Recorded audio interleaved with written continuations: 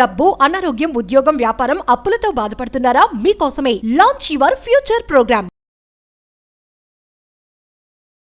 అమ్మ నమస్కారం అమ్మ. నమస్తే అమ్మా. అమ్మ మనం వింటూ ఉంటాం చాలాసార్లు, అంటే ఇప్పటి నుంచన్నా కాదు, పాతకాలం నుంచి కూడా మన దేవుడి కాలం కొన్ని పురాణాలు అవన్నీ వింటూ ఉంటాం కదా. అప్పుడు కూడా ఎవరన్నా ఒక స్త్రీ వ్యామోహంలో పడితే ఇంకా బయటికి రాలేరు, నాశనం అయిపోతారు అని అంటూ ఉంటారు.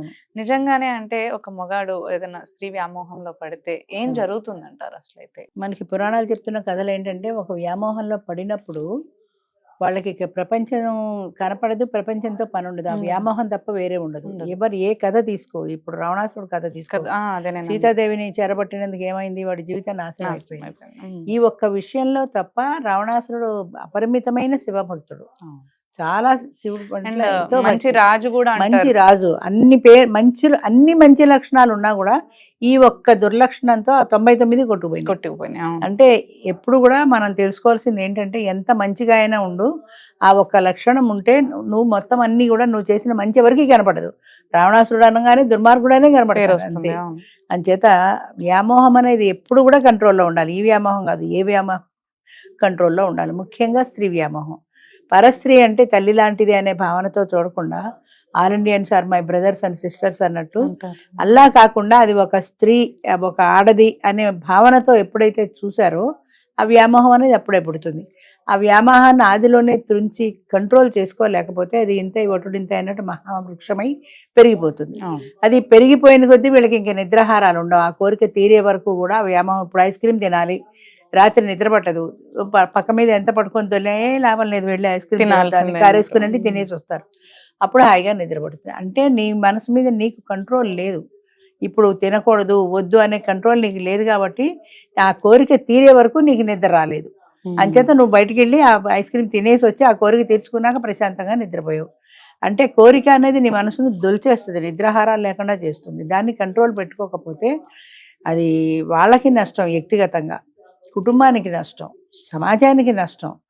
తరతరాలుగా ఎన్ని యుగాలు మారినా ఈ రోజుకి రావణాసురుని చెడ్డవాడుగానే చెప్పుకుంటున్నారంటే సీతాదేవి అపహరణే ప్రధాన కారణం, అందరికీ తెలిసిన విషయం ఇది. అంచేత వ్యామోహం అనేది, ముఖ్యంగా పరస్త్రీ వ్యామోహం అనేది ఎప్పుడు కలగకూడదు. అది ఆదిలోనే తుంచుకుని కనుక దాన్ని కంట్రోల్ చేసుకోలేకపోతే విపరీతంగా ఉంటుంది. ఇప్పుడు ఈ మధ్య పేర్లు ఎందుకు కానీ మనం చాలాసార్లు వింటున్నాం యూట్యూబ్లో, అక్కడ భార్యాభర్తలకి గొడవలు వచ్చాయి. ఏదో అది వాళ్ళ వ్యక్తిగతం, వాళ్ళకిద్దరికీ పడలేదు. ఆయన పొలిటికల్గా కూడా మంచి ఊపులో ఉన్న వ్యక్తి, వాళ్ళిద్దరికి గొడవలు వచ్చాయి. ఏదో ఆవిడే పొమ్మందో ఆయనే విడిపోయాడు. పిల్లలు కూడా ఉన్నారు వాళ్ళకి. ఆయనకి దగ్గర దగ్గర 50+ 60కి దగ్గర అవుతున్నాడు. ఆ వయసులో ఇన్నేళ్ళు సంసారం చేసి టీనేజ్లో ఉంది అమ్మాయి కూడా. అమ్మాయిని కూడా ఎక్కడో యూట్యూబ్లో చూసాను నేను. అంత వయసు వచ్చిన పెళ్లికి ఎదిగినటువంటి పిల్లలుండి ఆయన వేరే వచ్చేసాడు, వేరే ఎక్కడో ఉంటున్నాడు, ఆఫీస్ కార్యాలయంలోనే ఎక్కడో ఉంటున్నాడు. ఆయనకి ఇంకొక అమ్మాయితో మొదటే పరిచయం ఉంది, ఫ్యామిలీతో కలిసి ఉన్నప్పుడే ఇంకొక అమ్మాయి పొలిటికల్గా పరిచయం అయింది.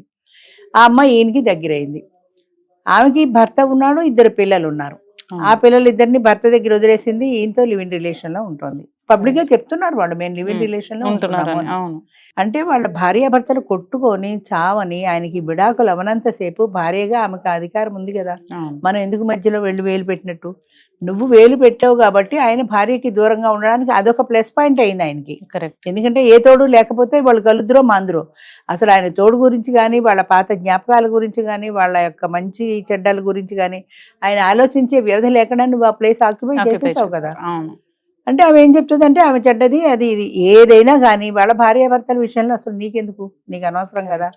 నీకు కూడా పెళ్ళయి ఉన్న వ్యక్తి, పెళ్ళయి 2 బిడ్డలుండి పరువు పోయింది కదా, బంధువులు పరువు పోయింది, అత్తవారి పరువు పోయింది, భర్త పరువు పోయింది, మరి పుట్టింటి వారి పరువు పోయింది. ఇంతమంది పరువు తీసిన ఒకే ఒక కారణం ఏంటంటే వ్యామోహమే కదా.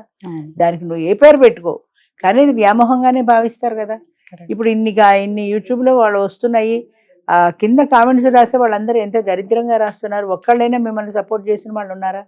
సమాజం ఇంతమంది తప్పు పడుతున్నా సరే మేము మా ఇద్దరికి ఇష్టం, మేము లివ్ ఇన్ రిలేషన్లో ఉన్నాం అని చెప్తున్నారు. కరెక్ట్. దురదృష్టం ఏంటంటే సుప్రీంకోర్టు కూడా ఇలాంటి వాళ్ళని సపోర్ట్ చేస్తూ పరస్పర అంగీకారంతో వాళ్ళు లివ్ ఇన్ రిలేషన్ లో ఉండొచ్చు, అంటే సింగిల్ అయితే ఉండొచ్చు. కానీ వాళ్ళు జంటప్పుడు అవును, మ్యారేజ్ ఆ ఏజ్ లో పెళ్ళాం పిల్లలు ఉండి కూడా వేరే అట్రాక్షన్ లో పడిపోయి మా పరస్పర అంగీకారంతో మేము ఇద్దరం కలిసి ఉంటున్నాం అంటే ఈ పెళ్ళాం పిల్లల సంగతి, మరి వీళ్ళ సంగతి ఎవరు చూస్తారు? వాళ్ళు ఏమైపోతారు? కుటుంబం అన్న తర్వాత కొంత త్యాగం చేయాలి, ఈ కుటుంబానికే నేను అంకితం అన్న భావనతో ఉండాలి. అది పోయి ఈ ఆడదంటే ఇష్టం కాబట్టి దీంతో వెళ్ళిపోయా, అదంటే ఇష్టం దాంతో వెళ్ళిపోయానంటే ఇంక అసలు ఫ్యామిలీకి దానికి ఏమైనా అర్థం ఉందా? అర్థం ఉండదు కదా.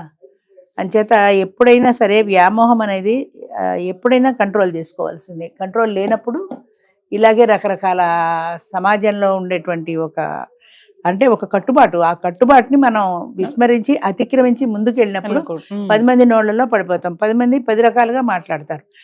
మమ్మల్ని ఏం బాధించమంటే ఇక సిగ్గువిడి చేస్తే ఏది బాధించదు. అంచేత ఆ స్థాయికి రాకుండానే కంట్రోల్ ఉండాలి. అలా ఉన్నప్పుడు సమాజానికి గౌరవం ఉంటుంది, వాళ్ళ వ్యక్తికి గౌరవం ఉంటుంది, తర్వాత ఆయన కుటుంబానికి గౌరవం ఉంటుంది. ఇప్పుడు ఆయన గౌరవం పోయింది, సమాజంలో పోయింది, బంధువుల్లో పోయింది, కుటుంబంలో పోయింది, భార్య బిడ్డ ద్వేషిస్తున్నారు, ఫ్యామిలీలో పోయింది, పొలిటికల్ కెరీర్ కూడా పోయింది, అన్నిటికీ మించి పొలిటికల్ కెరీర్ కూడా పోయింది.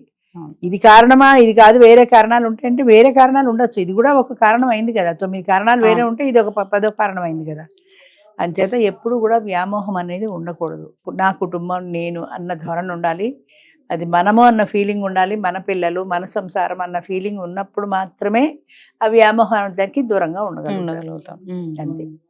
సో ఇవన్నీ కూడా మనకి ఆ వ్యామోహంతో లింక్ అయి ఉంటుంది. ఒక పరస్త్రీ వ్యామోహమే కాదు, ఏ వ్యామోహం అయినా అంతే. కంట్రోల్ అనేది లేకపోతే ఇప్పుడు ఐస్ క్రీమ్ తినాలంటే ఐస్ క్రీమ్ తినాలి, సినిమాకి వెళ్ళాలంటే సినిమాకి వెళ్ళిపోవాలి, స్విగ్గీకి ఆర్డర్ ఇచ్చుకుని ఇదేదో బొబ్బట్లు తినాలంటే తినేయాలి అనేది లేకుండా మనకి కంట్రోల్ అనేది లేనప్పుడు ఈ విచ్చలవిడితనం ఒక స్వేచ్ఛ వస్తుంది మనిషికి. ఏది కావాలంటే అది అందుబాటులో ఉంటుంది. అంచేత అది అందుబాటులో ఉన్నప్పుడు అది మళ్ళీ లేట్ ఎందుకు దాన్ని తెచ్చేసుకుందాం అని ఈజీ యాక్సెసిబిలిటీ ఉన్నప్పుడు మనసు అటే ప్రేరేపిస్తుంది. ముఖ్యంగా ఆడ మగ విషయంలో ఇది ఈ టీనేజ్లో అంటే ఈ 20-40 మధ్య వయసులో ఎక్కువగా ఉంటుంది. ఇప్పుడు ఈ 60sలో ఇప్పుడు మనం చెప్పుకున్న కేసు లాంటిది వెరీ రేర్ ఉంటాయి అనుకో. కానీ ఆ 20-40 మధ్య వయసులో ఎప్పుడు కూడా ఆ అట్రాక్షన్ అనేది ఉంటుంది. ఆ ఇన్ఫాక్చుయేషన్ ఎప్పుడైతే ఉందో అదే ప్రేమ అనుకుంటారు, దానికోసమే తెగబడతారు. 60-70 ఏళ్ళ వాళ్ళని ఎందుకు ప్రేమించవు? ఈ 20-40 మధ్యలోనే వాళ్ళు అందంగా కనపడతారు. వాళ్ళతో నువ్వు ఇండైరెక్ట్ గా నువ్వేం కోరుకుంటున్నావు వాళ్ళ నుంచి. అంచేత it leads to another legal relation. అంతే. అంచేత అది లేనప్పుడు ఎప్పుడైనా సరే సమాజానికి చేటే, కుటుంబానికి చేటే, వ్యక్తిగతంగా కూడా నష్టమే కానీ లాభం లేదు. తాత్కాలికమైన సుఖం కోసం వెంపర్లాడితే చివరకు మిగిలేది పరువు పోవటమే. కరెక్ట్ అమ్మా. రైట్. Thank you.